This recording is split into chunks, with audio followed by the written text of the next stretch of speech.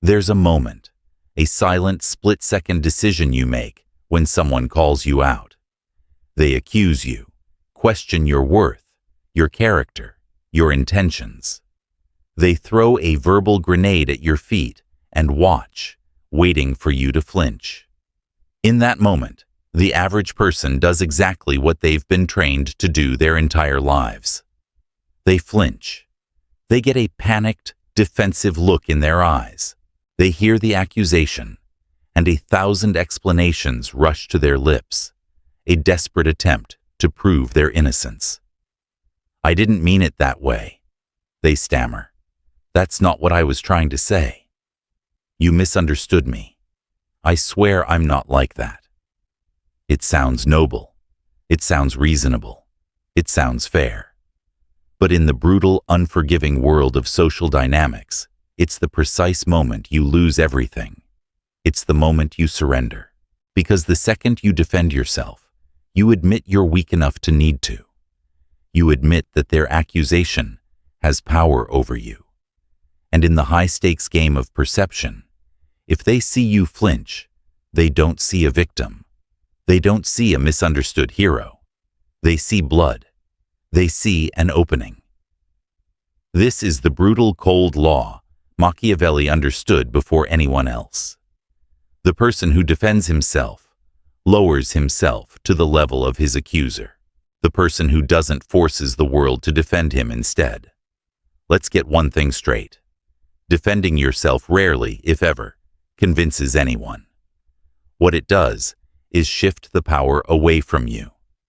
When you justify your actions, you're playing on their field, using their ball.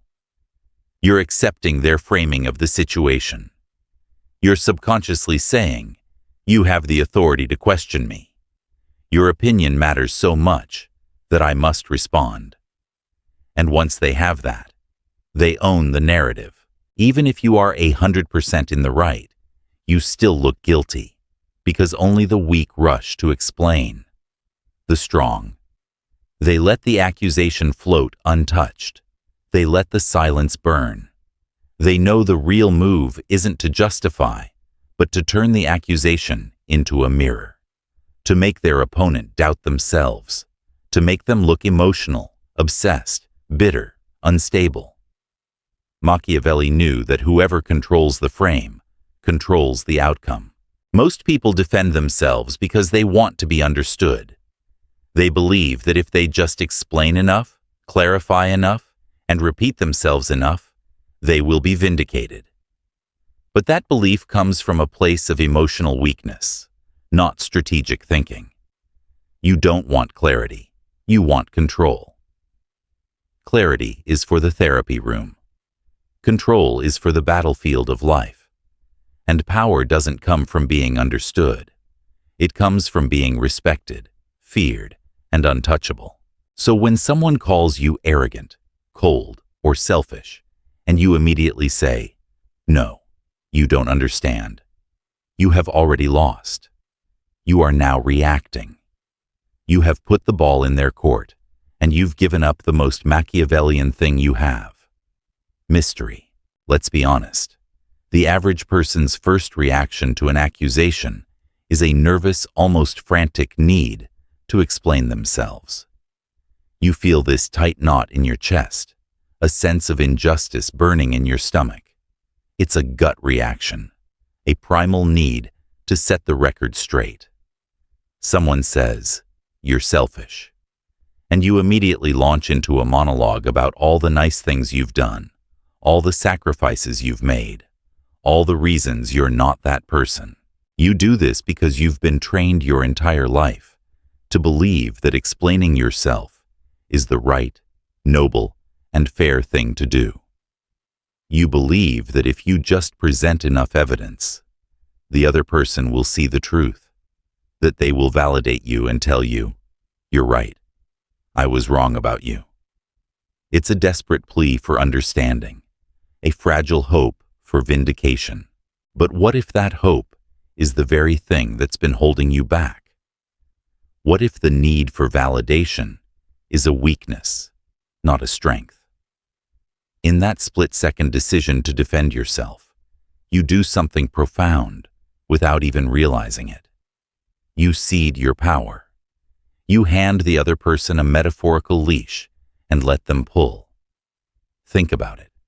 When you feel the need to justify your actions, you're subconsciously accepting their premise. You're agreeing to play by their rules, on their field. You're saying, your judgment of me is so important, so powerful, that I must drop everything to prove it wrong. And by doing so, you have already lost. You've let them set the frame, and whoever controls the frame controls the outcome. Imagine a chess game. Your opponent makes a seemingly bold, aggressive move, an attack that seems to threaten your king. The novice player panics. They immediately start moving pieces to defend, to block the perceived threat. They respond, they react, they play defense. But the master player? The grandmaster sees the whole board. They see that the opponent's aggressive move wasn't a threat at all. It was a distraction. It was a bait to get you to react. The master doesn't defend. They ignore the bait and make a different move entirely, a move that quietly, subtly, threatens the opponent's entire position. That's the difference between a reactive mindset and a strategic one.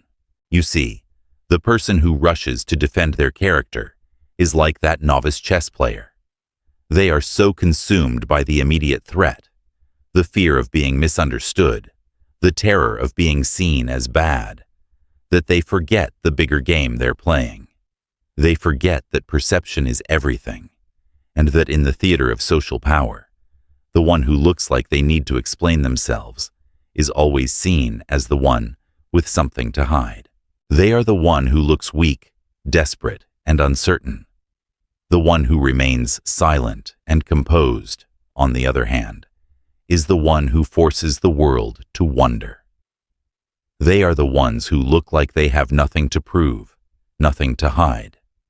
They are the ones who are in control. This is the brutal truth that Machiavelli understood. He who explains, submits. He who remains silent forces others to fill the blanks, and they will almost always overestimate him. This isn't about being right or wrong. It's about controlling the narrative, the perception, the very frame of reality itself. So, you've decided not to defend yourself. You've swallowed the instinct to explain, to justify, to plead your case. The silence hangs in the air, heavy and awkward, like a storm cloud gathering. The person who just accused you is waiting. They're waiting for the flinch. They're waiting for the nervous laugh, the defensive monologue, the shifting eyes. They were expecting a battle, a small emotional skirmish where they get to feel superior by watching you squirm. But you give them nothing, no flinch, no defense, not a single word. Just calm, total stillness. This is the moment you begin the most subtle and most powerful inversion of all. You turn the accusation into a mirror. The accusation that was meant to be a weapon against you suddenly becomes a tool for their own self-destruction. Their words, meant to pierce your armor, now simply bounce off, reflecting back on them with a blinding glare. Think about it. When someone hurls an accusation at you, and you remain completely unbothered, what is the first thing they are forced to do? They look at themselves. They question their own words. They were hoping to see you shaken, but instead, they see an immovable object, and the human mind cannot handle that cognitive dissonance for long. Their own emotional force, which they expected to hit you, is now echoing back in their own face. They start to wonder, why didn't he react? Did I miss something? Is he above this? Did that attack just make him look stronger? You have just flipped the entire social frame. The audience, whether it's a room full of people or just a single person, is no longer watching the accusation. They're watching your response. And your silent, unblinking composure speaks a language they cannot ignore. It says, "That didn't even register on my radar." This is the psychological trick that Machiavelli understood better than anyone. He didn't just study politics. He studied human nature. He knew that people are more terrified of a person who is unreadable than one who is predictable. An attacker wants to know they've hurt you. An accuser wants to see a reaction. When you deny them that fundamental validation, you make them feel powerless. You make them feel like their words are worthless. You force them into an internal dialogue they are not prepared for. They are now left holding their own weapon, their own emotional baggage, and it feels incredibly heavy. They begin to look too emotional, too invested, too bitter. They are now the one under the microscope, while you remain cool and detached. And here's where it gets even colder. Sometimes, you don't just ignore the accusation. You invert it. Someone calls you manipulative. You don't get angry. You don't get defensive. You simply meet their gaze, and with a slight, almost imperceptible tilt of your head, you say, "If that's how you see it." Not apologetic, not defensive, just cool, neutral detachment. What happens? They were hoping for a fight. They were hoping to watch you squirm, to see you scramble for a defense. Instead, they're left holding a limp, useless accusation. The guilt sets in on their side. They start to wonder if they overstepped. They wonder if they embarrassed themselves. They wonder if they look insecure now. And guess what? They do. You took the emotional energy they threw at you, and without lifting a finger, you made them carry it. You just became something far more powerful than innocent. You became untouchable. There's a deeper, more chilling reality to this. It's a reality that goes beyond a simple reversal of power. It's the subtle art of using silence not as an absence of sound, but as an active, potent force. When you refuse to engage, when you let a public accusation die in the echo of its own weakness, you are not simply standing still. You are creating a myth. Words are not always meant to clarify the truth. Often, they are meant to obscure it. They are a fog designed to disorient you, to trap you in an emotional explanation loop. The person who attacks you, whether subtly or directly, wants you to fight the fog. They want you to drown yourself in emotional defenses, because the more you explain, the less certain you appear. The more you talk, the more you reveal your insecurity. It's a classic trap. You think you're clearing your name, but you're really just confirming that you're rattled. So instead, you let them fill the silence. And what happens? They overplay their hand. They repeat themselves.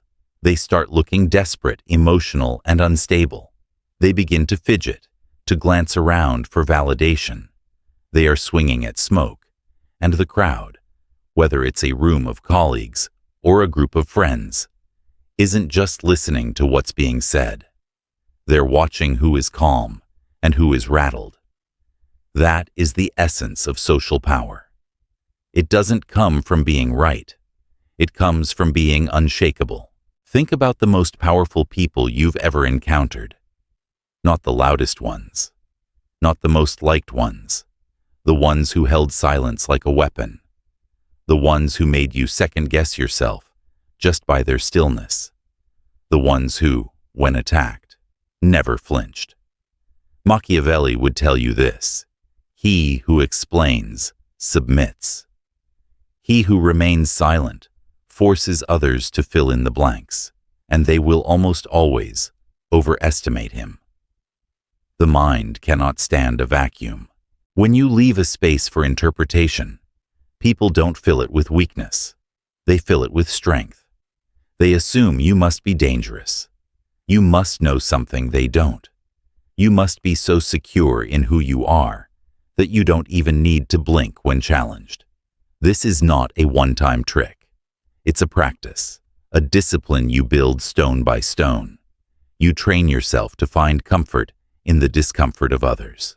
When someone throws shade, subtle or direct, a jab at your success, your attitude, your past, your move is to do nothing.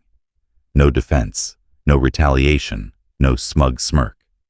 Just a calm, total stillness. In that moment, you become untouchable. Everyone in the room is now forced to ask, why didn't he react?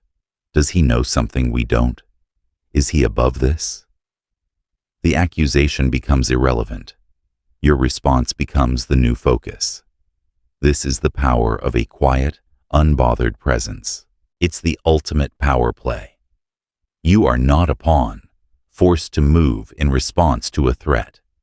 You are the chessboard itself. You set the rules. And the most fundamental rule is this: you will not play their game. You don't fight for approval. You don't beg to be understood. You create an aura that makes people cautious, makes them wonder. Because even your silence feels like a decision, a calculated move. And that, more than any loud defense, is what makes people respect you, and more importantly, fear you. Let's put this into a more concrete, high-stakes scenario. You're in a business meeting. The tension is palpable. You've just finished presenting your new strategy, a bold, innovative plan you've poured weeks of work into. The room is quiet for a moment, and then someone subtly undermines you. Not with a direct attack, but with a quiet, poisoned jab. "I'm not sure that strategy is really thought through," they say, glancing at a colleague with a shared, knowing look. Or maybe it's even more personal. "Oh, he always has these bold ideas," they say with a dismissive chuckle. But let's see if they're actually practical. They're not looking for a debate. They're looking for a reaction. They want you to lean forward, to tense up, to bite the hook. They want you to launch into a nervous, frantic defense of your ideas. No, I've thought about the budget implications," you might say.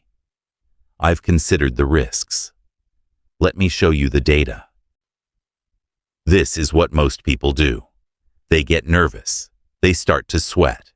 They feel the room's energy shift, and they smell their own fear. They think they're defending their ideas, but what they're really doing is confirming that a hit was landed. Now, everyone is watching the defense, and that alone makes the original jab look true. But the Machiavellian operator? He leans back. He lets the words hang in the air. He waits. Maybe he even allows a faint, almost imperceptible smirk to touch his lips. He holds the silence for just a moment too long. This pause, this stillness, is a weapon. It's an unspoken accusation of their own lack of composure. The attacker fidgets. They might try to explain their joke or their concern. They feel the heat of the room shifting onto them because your lack of reaction just told the room something louder than words ever could. You are not the one under judgment. They are. And if you speak, it's not a defense. It's a redirect. "That's an interesting point," you might say calmly, your voice level and measured. "Let's hear your strategy then." Now, the attacker has to perform. They are suddenly the one on the spot. They are the one being evaluated, forced to present a viable alternative. The pressure is on them. Because silence from the confident is an accusation without words. It makes people feel small without you having to do a thing. It's a judo throw of social power, using their own force against them. You didn't argue. You didn't defend. You simply put the ball back in their court and watch them fumble. This is the power of a quiet, unbothered presence. It's the ultimate power play. You are not a pawn, forced to move in response to a threat. You are the chessboard itself. You set the rules. And the most fundamental rule is this: you will not play their game. You don't fight for approval. You don't beg to be understood. You create an aura that makes people cautious, makes them wonder.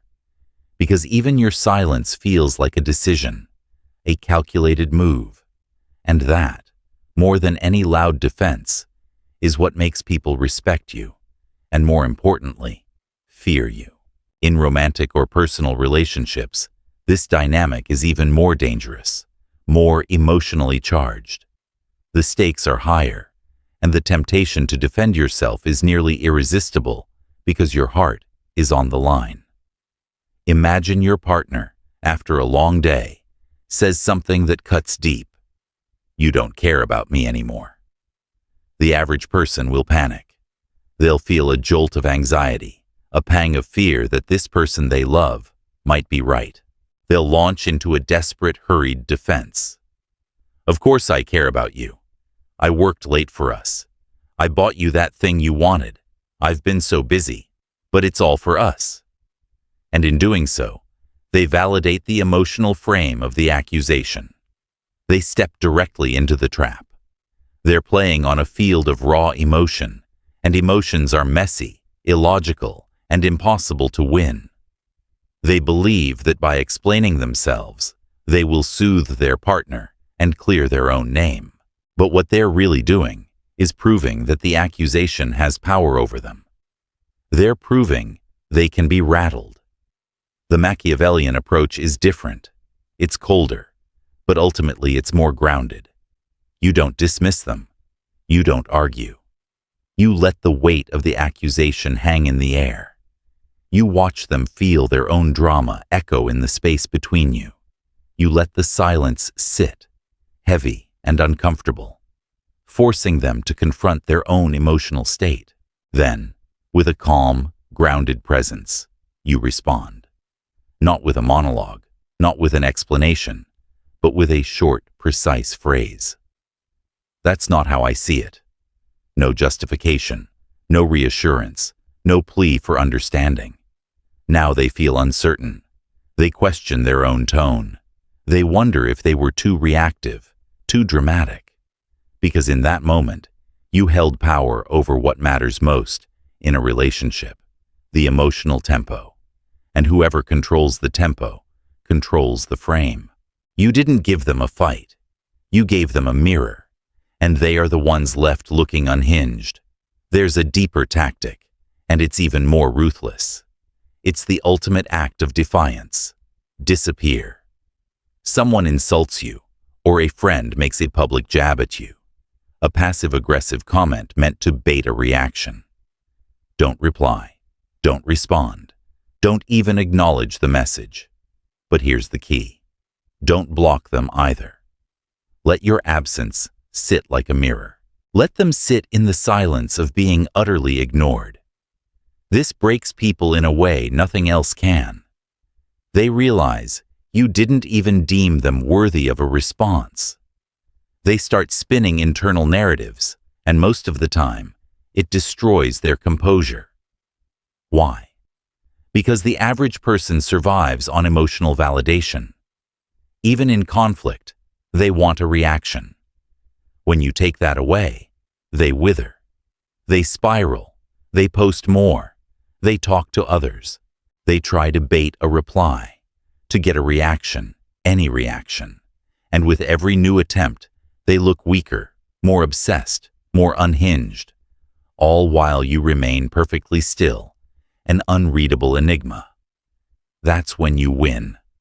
Not because you proved anything, but because they destroyed themselves, trying to get a reaction from you. Machiavelli understood this. You don't need to destroy your enemies. You just need to let their obsession with you do the job for you. The digital arena has amplified this dynamic to a horrifying degree. Comments, posts, callouts, DMs. The internet is a gladiatorial coliseum where people try to bait you into reacting, to drag you into a public mud wrestling match. Here's the truth. Machiavelli would burn into your mind. In the court of public opinion, silence speaks guilt, unless your silence commands fear. So, here's the tactic for the modern age. When you're attacked online, don't defend. Don't explain. Distort. You don't address the claim itself. You redirect the energy back into the crowd. You make their accusation look like a sign of their own weakness. Example. Someone says in a comment, "You're toxic and manipulative." Instead of posting a long, tearful defense or a detailed clarification, you post a new tweet or a status update that says, simply, "People always call you dangerous when they can't control you." What just happened? You didn't defend. You reframed the accusation into a badge of power. You didn't plead for innocence. You asserted dominance. Now they look bitter, small, and obsessed. You look unfazed, untouchable. And the audience, the silent masses watching the drama unfold, they begin to question who's really in control. That's not damage control. That's narrative dominance. This isn't just about deflection. It's about psychological warfare. It's about using their own attack to elevate your status. The average person's first thought is, how do I prove I'm a good person? The Machiavellian's first thought is, how do I use this to make them look weak? Let's get even more surgical. There are 3 ultimate tools you can use instead of defending yourself. 1. The silence. The default, the cold, powerful void that leaves them exposed and begging for a response. Someone makes a passive-aggressive comment in a group chat. You don't respond. You let the comment sit there, completely unacknowledged. The attacker looks unhinged, waiting for a reply that will never come. 2. The deflection. You reframe the narrative without ever acknowledging the jab. Someone says, "You're always so full of yourself." You respond, not with a defense, but with a precise cut that ends the conversation immediately. Confidence upsets the insecure. 3. The precision cut. These are short, sharp truths that don't defend, they assert. They don't say, "I'm not guilty." They say, "You can't touch me." Someone calls you fake. "I don't owe you authenticity." They say, "You think you're better than everyone?" "No, I just don't think like everyone." These are not defenses. They are status assertions. They tell the world you are playing a different game, on a different field, with different rules. The Machiavellian never begs to be seen as good. He dares people to see him as bad, and walks taller for it. When you refuse to defend yourself, your enemies become unhinged. They expected a battle, and instead, they're swinging at smoke. They escalate. They push harder. They get more dramatic. They expose more of their own insecurity. And the more they do, the more you rise in the eyes of others. You've made them perform their own collapse. And that, my friends, is the Machiavellian endgame. You don't destroy your enemies. You let their obsession with you destroy them. You think being misunderstood is dangerous, but being predictable is far worse. The predictable man is easy to manipulate because his reactions are known. You can bait him, and you know exactly how he'll respond. He's a chess piece on a board he doesn't own. The man who remains calmly misunderstood, however, is a man to be feared. He is unreadable. Machiavelli knew this. It is better to be feared than loved if you cannot be both. Why? But even more, it's better to be confusing than predictable, because the confused man is cautious. He watches you. He doesn't act rashly, and that means you control the field. The final illusion you must crush is this: you don't need a good reputation to win. You need a strong one. The man with a good reputation is expected to be agreeable, soft, and easy to like. He's a victim of his own image. But the man with a strong reputation, he's not always liked. He's not always trusted. He's not always seen as good. But no one dares move against him casually.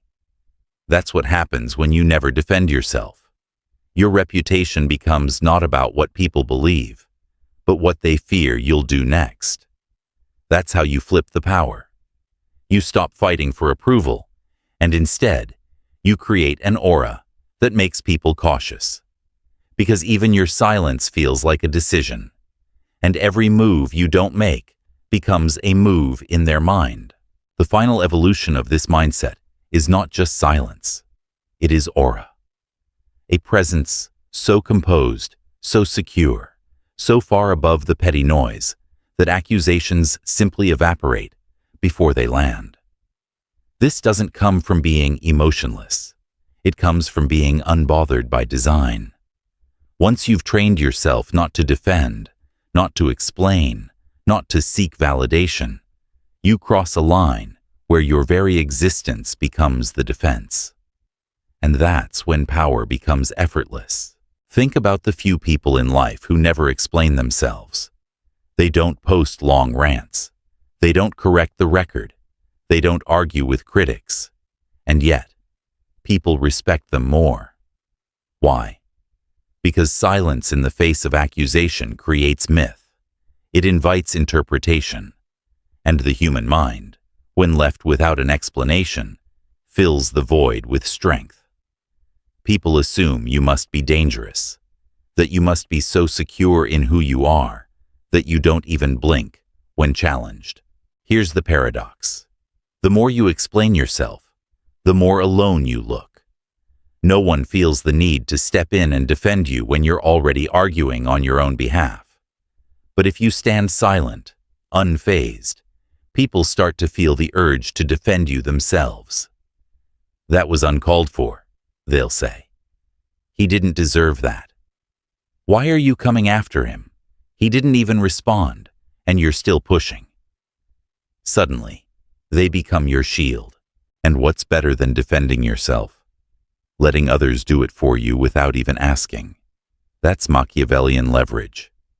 Let the crowd argue your case while you remain above the noise. This doesn't happen overnight. You build it like a fortress, stone by stone. Start now. Never correct insults that are clearly meant to provoke.